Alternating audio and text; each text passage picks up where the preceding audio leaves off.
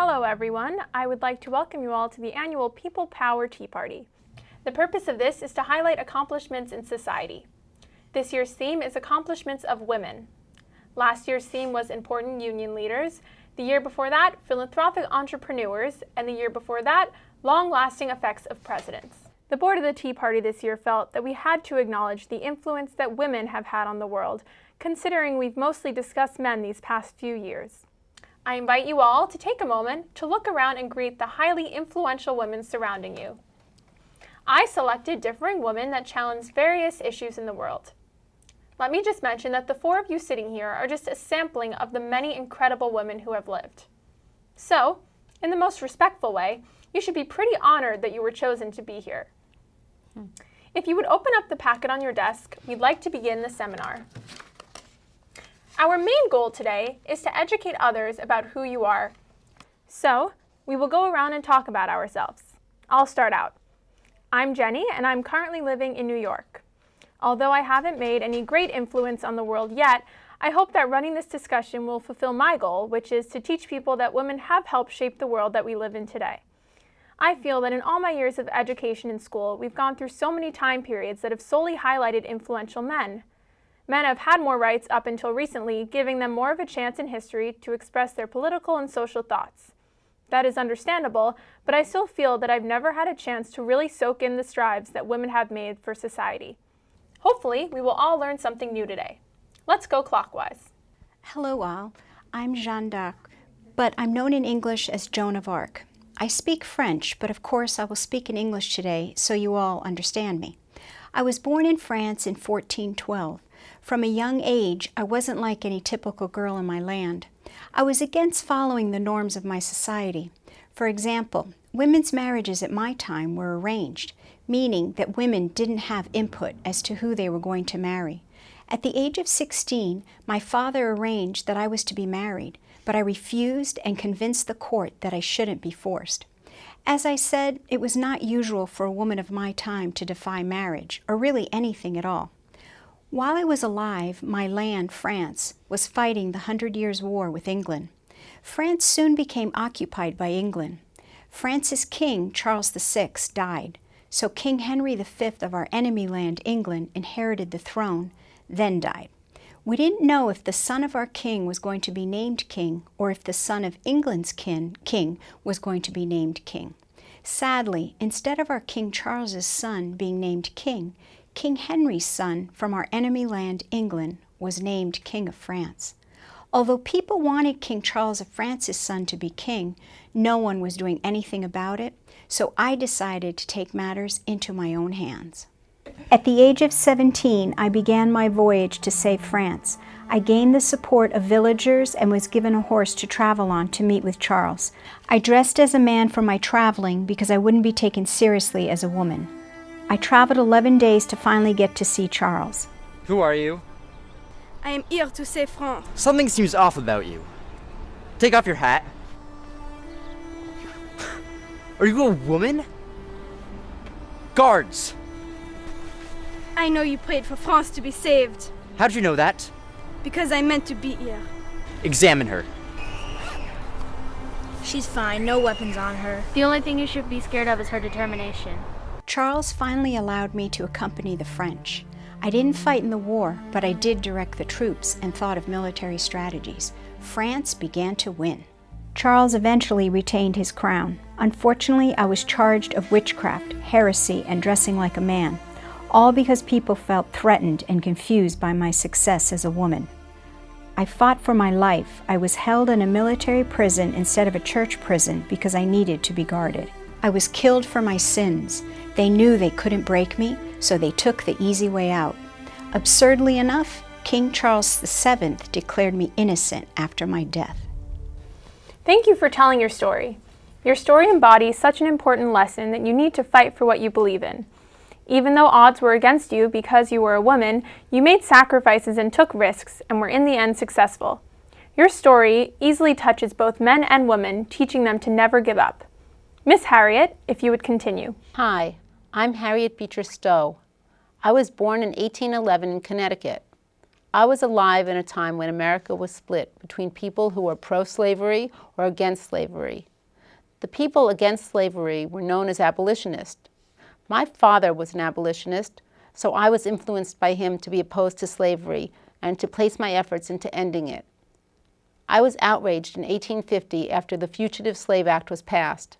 This act legally required all white men to capture any runaway slaves that they encountered, making it nearly impossible for any slaves to achieve freedom in the North. This act also took away some of the few rights that slaves had, like the right to testify in their own defense. I felt something had to be done to end this horrible act and the slavery going on in my country, which was supposedly the land of the free, so I began to write. I wrote about the horrors of slavery and the effect it had on America as a whole. I wanted people to understand how horrible slavery truly was. I entitled the book Uncle Tom's Cabin, not expecting anything to come of it. The book, to my surprise, took off, with 300,000 copies of it sold in the first year. Women were usually not taken seriously in political affairs, especially women like me who weren't known writers. Anyway, people from both the North and the South were reading my book. The people in the North, who were mostly abolitionists, supported my book and empathized with it. Everyone needs to read this book. Now I realize slavery has to end. Slaves are humans, just like us, and deserve to have rights. The people of the South, who mostly supported slavery, hated my book because they didn't want slavery to end and felt that slaves were necessary for their everyday life. This book is trash. The author makes it seem like slaves aren't necessary. Who would grow my cotton if it weren't for slaves? You can grow your own cotton. You don't need slaves to do that for you. Excuse me, but I make a living off of slaves, and they're here to work. Soon after, the Civil War began between the North and South ends of the United States. I met President Abraham Lincoln, who said to me, "So, you are the little woman who wrote the book that started this great war?"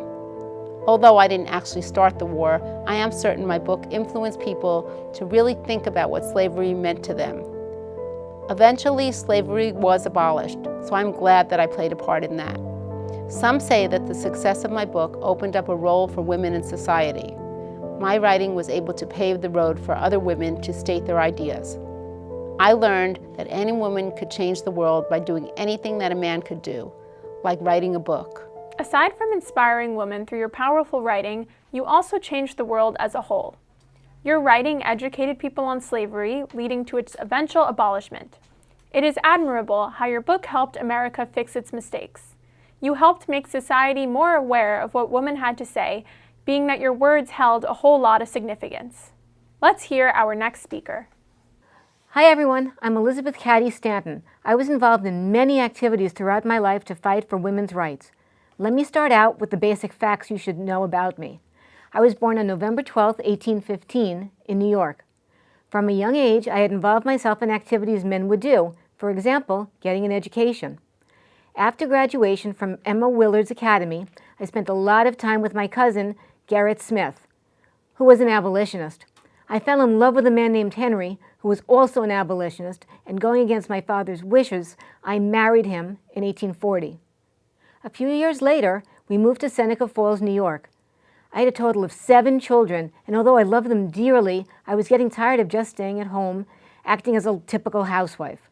I wanted to do something to change my role in society, so I could be someone who did more than just cook and care for my family. The desire triggered me and my friend Lucretia Mott, as well as a few other women, to organize the Seneca Falls Convention in 1848. Lucretia Mott and I drafted an announcement calling all women to this convention who were looking to further the rights of women. This announcement got published in the Seneca County Courier on July 14th. We wrote that this was a convention to discuss the social, civil, and religious condition and rights of women. During the first day, the meeting would only be for women, while the general public, including men, would be invited the next day to the convention. Are you ladies going to the convention in Seneca Falls? It's women's only. What convention? A convention to discuss the social, civil, and religious conditions and rights of women. So on July 19th, and it's held in Wesleyan Chapel, in Seneca Falls. I want to go, but I doubt that my husband would let me. He thinks Miss Elizabeth Cady Stanton is insane and doesn't know what she's talking about. Yeah, my husband thinks Elizabeth Cady Stanton should be locked up for being mentally unstable. This is why we need to go to the convention. You can't let your husbands tell you how to act or think. I'll talk to him.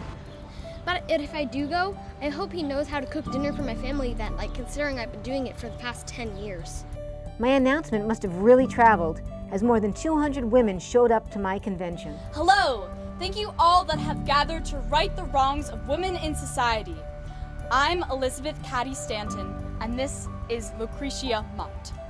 No matter your reason for being here, whether it is to be included in politics, education, or just have societal rights, we thank you. Today we have many things to discuss. We have drafted a document entitled The Declaration of Sentiments and Grievances.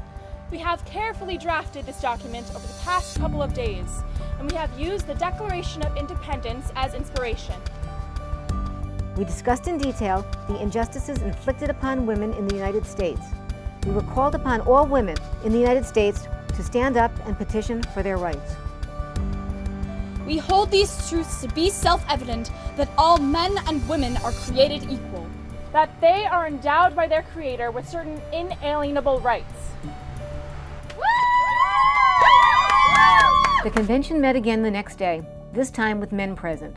The Declaration of Sentiments and Grievances was officially adopted. There were also 12 resolutions passed, all having to do with specific equal rights for women. Some people saw the convention as radical, as we were publicly sharing what we believed women should have the right to do. People who had supported us in the past withdrew their support. After the convention, some people who had supported women's rights stopped supporting us as we were seen as radical for believing women had a right to vote. No matter what, I am certain we made a significant change for women in America. It is believed that our convention began the women's suffrage movement in America, as well as many women's rights conventions. Let me start out by saying thank you. Without the Seneca Falls Convention beginning women's suffrage in America, women probably wouldn't have gotten the right to vote in 1920 with the passing of the 19th Amendment. As I'm sure all you ladies know, the 19th Amendment granted American women the ability to vote. Change can sometimes take a very long time, and even though it took a long time for women to gain the right to vote, at least it was achieved.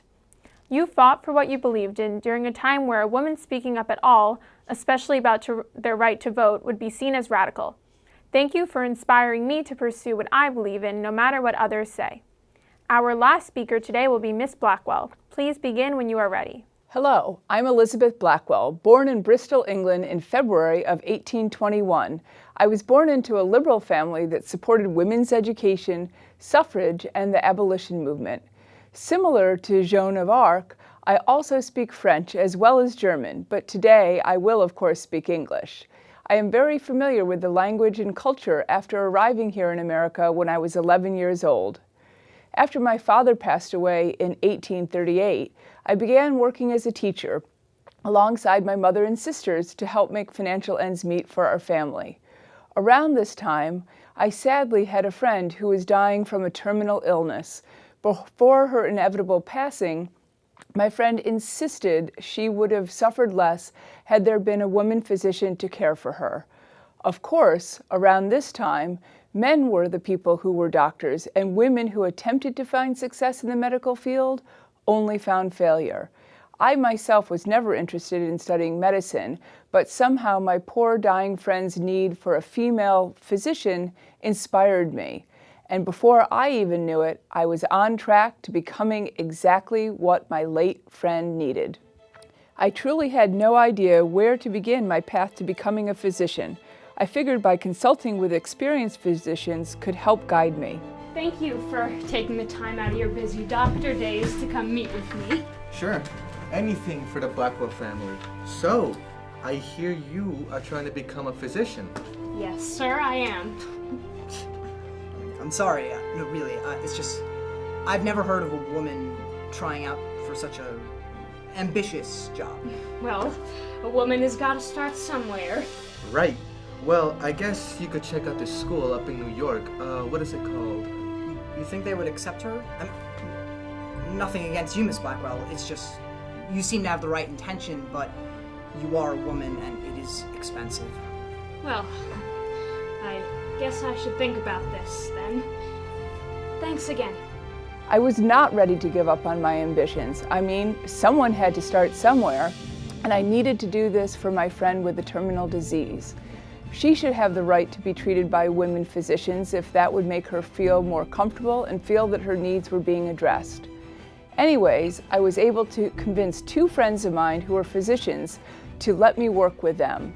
And so I began my journey. In 1847, after a year of doing lab work with the physicians, I decided to apply to medical schools.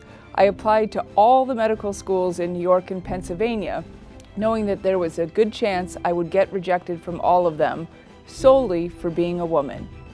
For good measure, I also applied to 12 more schools in the northeastern area. Day after day, I would receive one rejection letter after another, beginning to feel beat down. No matter how qualified I was, no one wanted a woman at their school.